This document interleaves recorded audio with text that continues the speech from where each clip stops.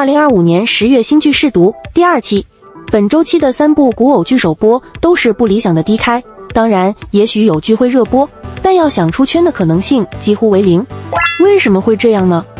除了这几年古偶太泛滥，观众审美疲劳外，其实他们都有一个共同的问题，一味追求短剧的爽感，却牺牲了长剧的优势，那就是逻辑性和代入感。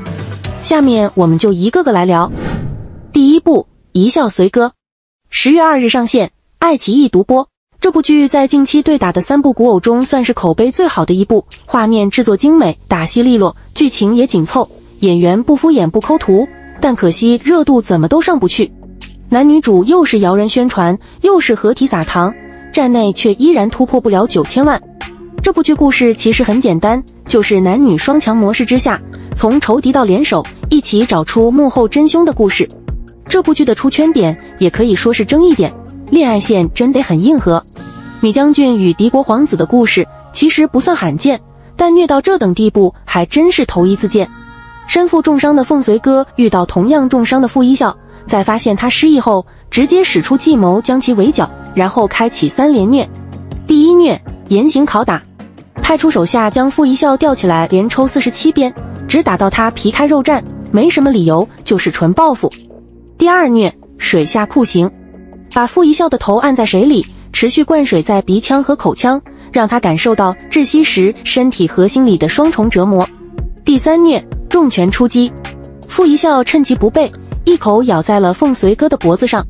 虽然我们能够理解剧中想展现的是咬掉了一块肉，但镜头中的表现却显然不够狠，因为反观凤随哥的还击才是真的狠，沙包大的拳头一拳接着一拳重锤傅一笑的肋骨和肚子，甚至还能听到骨头碎裂的声音。在发现自己的脖子被咬流血之后，凤随哥暴怒之下，一脚将早已没有还手之力的傅一笑踹到飞了出去，直接撞到桌腿吐血晕厥。这一套流程下来，估计不死也就剩半条命了。不是说双强联合的对抗陆夫妻吗？这种打法足以构成心理阴影，在这种背景之下，后续男女主还要不计前嫌相爱，编剧你好狠的心啊！然而下一幕你就知什么叫做无毒不丈夫。凤随哥因为顾及傅一笑的女子身份，亲自给她脱下衣服换药，仿佛刚才动手的不是他。而门外的随从也终于来了那句虽迟但到的古偶经典语录：这殿下之前给谁亲手换过药吗？两人还猜测凤随哥压根没想杀了傅一笑，言语中都是对两人感情暧昧的调侃。这儿的逻辑就有问题了，转折太突然了，明明上一秒还在互相下狠手，下一秒突然眼神带电谈恋爱，最后还能爱起来，那真的是真爱中的真爱了。我的天哪！那其实这部剧最大的亮点是女主李沁，在今年女将军101里赢得太轻松了，虽然骨架小，但气场很强，打戏利落，情绪克制，一举一动都站得住场，骑马换阵对峙，镜头感非常在线，人设也不错，失意不失智，有仇就报，找准时机还47鞭之仇，就算是以自己为饵，也不会做任人摆布的木偶。第一次让观众意识到，这才是女将军的正确打开方式。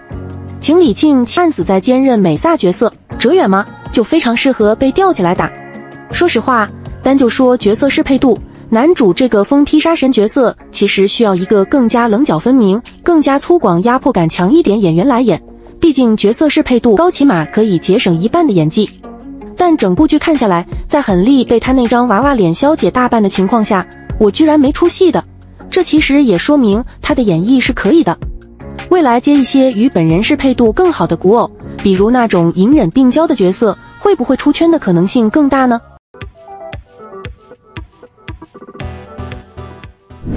第二部入青云，10月8日上线，优酷独播。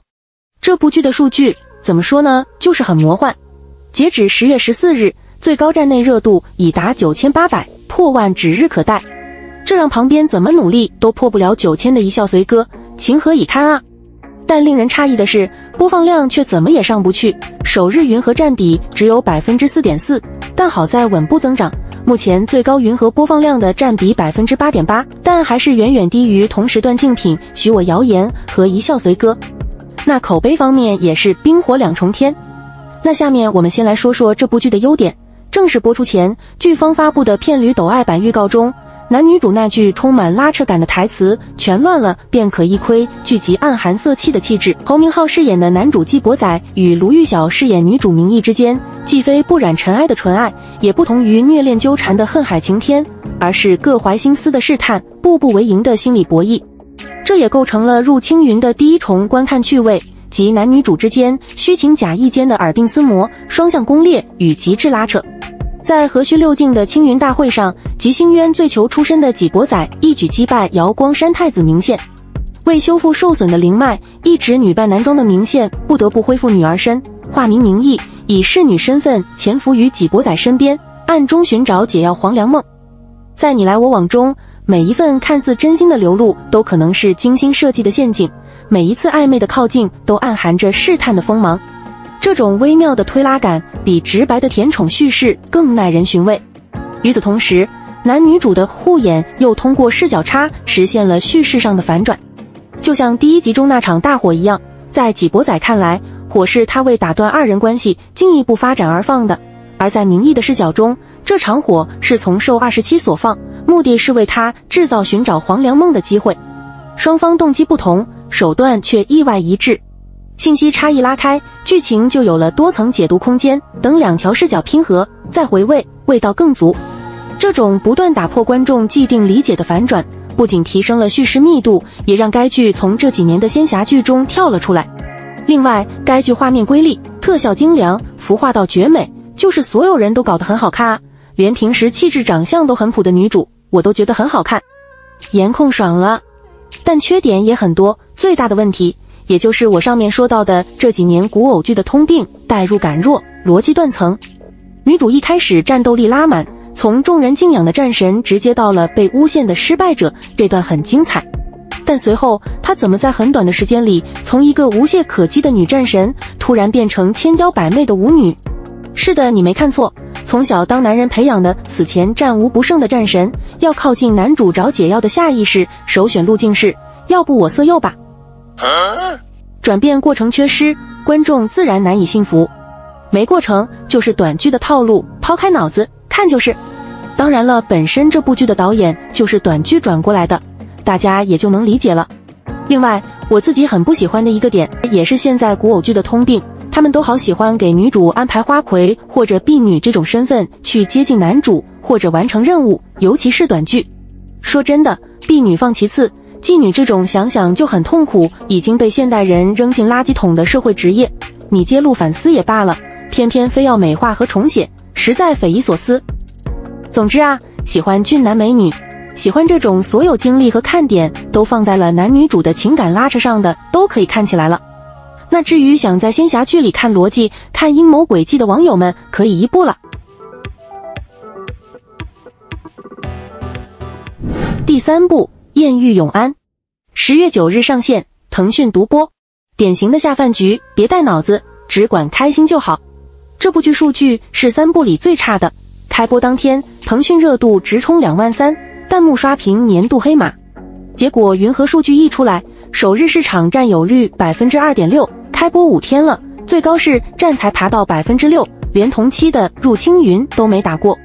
这部剧的最大看点，全家穿越，靠一个煎饼摊在长安城卷生卷死。老妈当会计，老爸管后勤，哥哥负责搞笑。王颖璐饰演的女主是唐朝商业策划小达人，李云瑞饰演的男主表面高冷官员，背地里却是一个隐藏吃货，被女主一碗羊肉汤就收买了。全家靠会员充值、外卖配送，现代营销搅动古代美食圈，脑洞是真的大。片尾的小巧思很加分，炭火炙烤的羊肉串，晶莹到发光的玛瑙肉，千万不要饿着肚子看。吐槽点也得说两句，女主瞪眼式演技偶尔容易让人出戏，和男主同框时更像兄妹斗嘴， CP 感比较薄。逻辑方面千万别带着脑子去细究，10文钱3串羊肉串到底怎么盈利？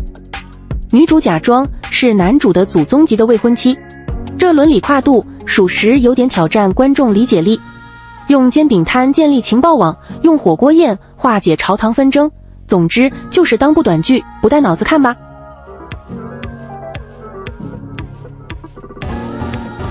那这3部剧你都看了吗？最中意哪一部？好啦，这里是 When Weekly，我们下期见。